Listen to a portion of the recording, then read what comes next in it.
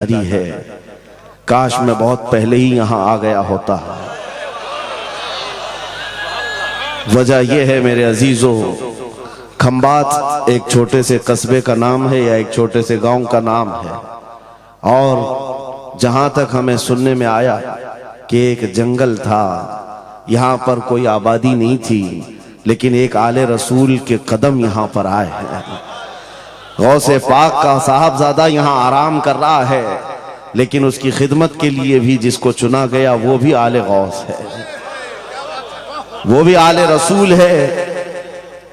ایک بات میں آپ کو بتاتا ہوں، بہت سارے لوگوں کو ایسا لگتا ہے مجھے اسٹیج پر چڑھتے ہوئے دیکھتے ہیں، اترتے ہوئے دیکھتے ہیں، بس اتنا ہی ظاہر بہتوں کو یوٹیوب پہ دکھتا ہے تو بڑا آسان لگتا ہے کہ یہاں اسٹیج پہ چڑھتے ہیں بڑی عزتوں کے ساتھ، اترتے بھی ہیں بڑی عزتوں کے ساتھ، لیکن اس منبر پر آنے تک کے لیے جو ہمارا سفر ہوتا ہے وہ کوئی نہیں جانتا۔ کبھی کبھار 25 گھنٹے، کبھی کبھار 36 گھنٹے کا سفر۔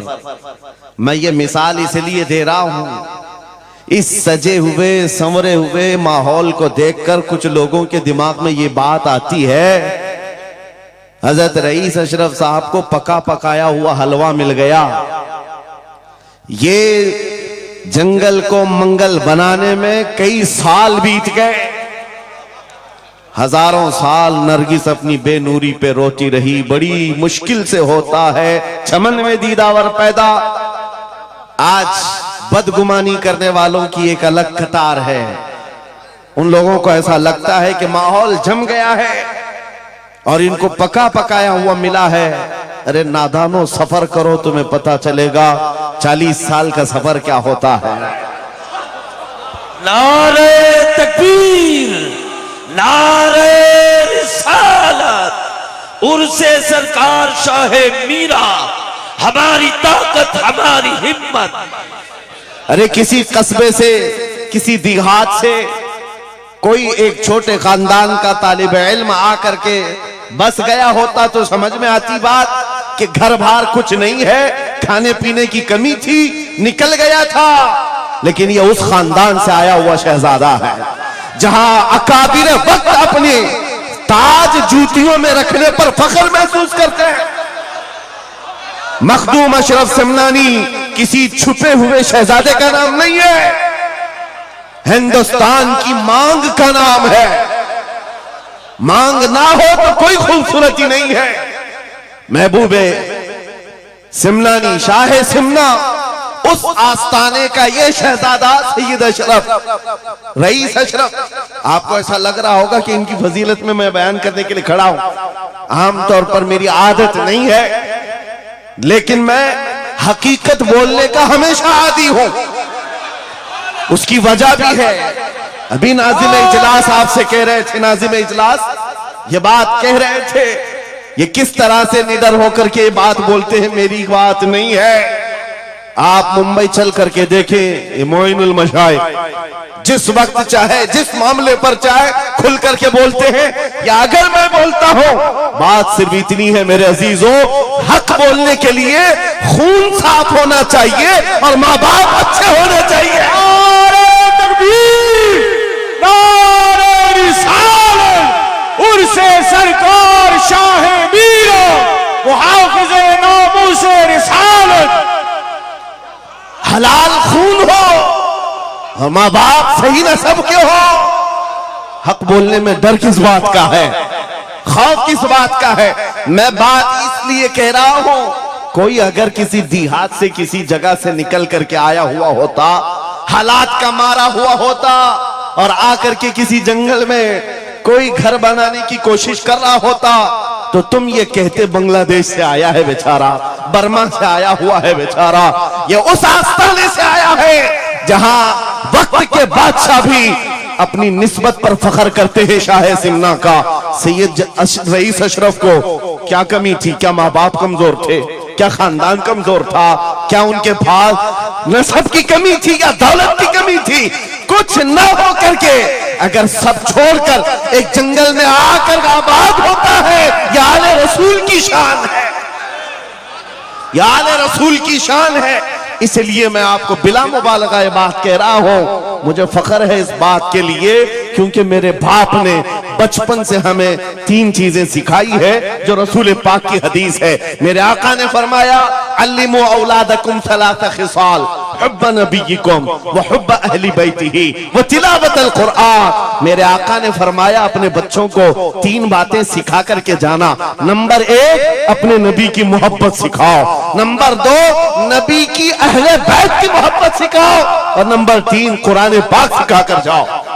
ہمیں بچپن سے ہمارے ماں باپ نے یہ تعلیم دی ہے، اسی لیے آپ اس چیز کو محسوس کریں۔ میرے لیے جو سرمایہ آخرت ہے جس کو میں سمجھتا ہوں، یہی وہ منبر ہے جہاں میرے ادھر بھی ادھر بھی وہ سادات بیٹھے ہوتے ہیں جو کرنٹ سے زیادہ مجھے پاور دیا کرتے ہیں۔ آج آپ کو کیا لگتا ہے میرے بازوؤں میں جو طاقت نظر آتی ہے، ایک ہی وجہ ہے، میرے باپ نے اہل بیت کے قدموں میں بیٹھنا سکھایا ہے، ان کا احترام سکھایا ہے، اور مجھے اس بات پر ناز ہے ہزاروں کوششیں کر لی دنیا نے مجھے جھکانے کی، مجھے جھکنے نہیں دیتا بھرم زہرا کے بچوں۔ نعرہ تکبیر، نعرہ تکبیر، نعرہ رسالہ، نعرہ حیدری۔ علامہ مفتی سلمان آصاری، علامہ مفتی سلمان آصاری اور سے سرکار شاہ میرا، لبیک لبیک لبیک یا رسول اللہ، لبیک لبیک یا رسول اللہ، لبیک لبیک لبیک یا رسول اللہ۔ میں ان چیٹروں سے کہنا چاہتا ہوں جو اپنے جماعت میں بیٹھ کر غداری کرتے ہو، اگر تمہیں اہل بیت کے چہروں پر بھی نفاق ہے، ان کی محبت میں تمہارے اندر بغض ہے، تو پھر اپنی آخرت کا سوچو، اپنی آخرت کا سوچو، کس کے پاس جاؤ گے، کس کے پاس جاؤ گے؟ آپ کو پتا ہے عمر ابن خطاب وہ امیر المومنین جس کے رعب سے قیصر و کسریٰ کانپتے تھے، ہزاروں نہیں لاکھوں کا لشکر ایک نام سے تھراتا تھا، لیکن وہی وقت کا خلیفہ امیر المومنین عمر ابن خطاب جس وقت منبر پر کھڑے ہو کر مسجد نبوی میں خطاب کر رہا ہے، رسول اللہ کا بیٹا، ہم غریبوں کا غمگسار حسین اعظم تشریف لاتے ہیں، مسجد میں آ کر منبر پر دیکھا اور کہا میرے باپ کے منبر سے اتر جاؤ، اپنے باپ کے منبر پر جاؤ۔ یہ کس نے کہا؟ حضرت عمر نے یہ نہیں کہا بچہ کہاں سے آ گیا۔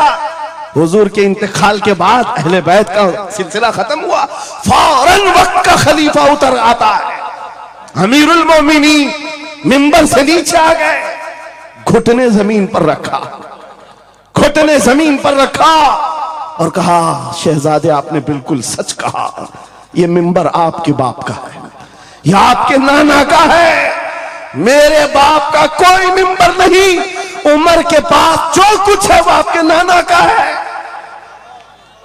جو کچھ بھی ہے وہ آپ کے نانا کا ہے، کھاتے ہیں ان کے گھرانے کا، بھوکتے ہیں ان کے گھرانے پر۔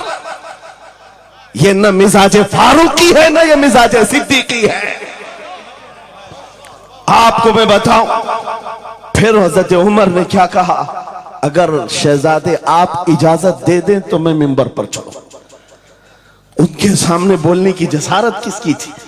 لیکن رسول اللہ کی آل ہمارے لیے سرمایہ آخرت ہے، یہ نبی پاک کی آل کی محبت ایمان کی علامت ہے۔ بیٹا عمر فاروق رضی اللہ تعالیٰ عنہ کا ہے، عام نہیں ہے، وہ بھی صحابی رسول ہیں، صحابی رسول ہیں۔ باہر کسی معاملے میں تکرار ہو گئی امام حسین کے ساتھ، وہ حضرت علی کے بیٹے یا حضرت عمر کے بیٹے، آپ کو ایسا لگتا ہو تو سنو، حضرت عمر تو خلافت پر تھے، حضرت علی نہیں تھے اس وقت۔ ہو سکتا ہے چھوٹی عمر میں کچھ بحث ہو گئی، بحث ہونے کے بعد یہ تکرار ہوئی تو امام حسین نے عبداللہ بن عمر، حضرت عمر کے بیٹے کو صرف اتنا کہا، تم میرے سے کیا بحث کر رہے ہو؟ تمہارا باپ میرے نانا کا غلام ہے۔